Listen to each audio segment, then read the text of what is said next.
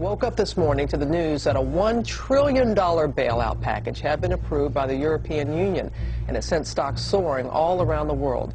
Not only did the EU and IMF agree to open up its coffers, but even the U.S. Federal Reserve agreed to extend a line of credit to Europe overnight.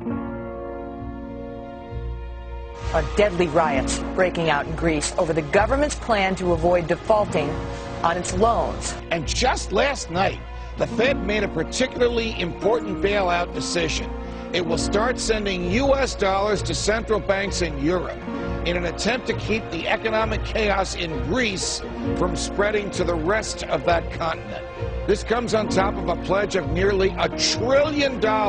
Could this kind of thing happen here? Could what we're seeing in Greece and California happen on a nationwide basis here? Absolutely. There's going to be anger and there's going to be riots in the streets as well. But this is all a consequence of the fact that why and how do governments spend like this? It's because they don't have sound money. When we run up deficits, we tax, but never enough. We can't tax. It would ruin the economy. Then we borrow, and we get away with that for a long time. But we rely on the printing presses from the Federal Reserve to create the money.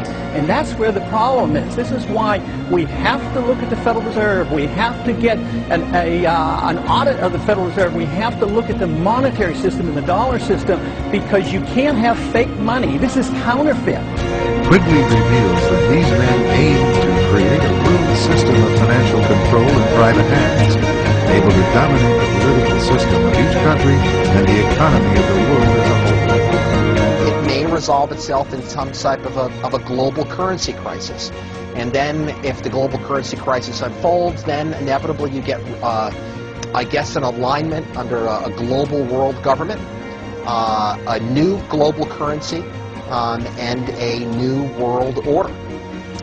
So we may be moving towards that. I think that a kind of orderly progression towards using other reserve currencies, maybe the creation of one by the IMF, is something that, whether the U.S. likes it or not, I believe is likely to happen. Now the UN is backing a plan to change all of that and create a new global currency. We're actually quite open to that suggestion, but you should think of it as rather evolutionary, building on the current architecture, rather than moving us to global monetary union. Good evening, everybody. President Obama and British Prime Minister Gordon today calling for a new world order to tackle our global economic crisis.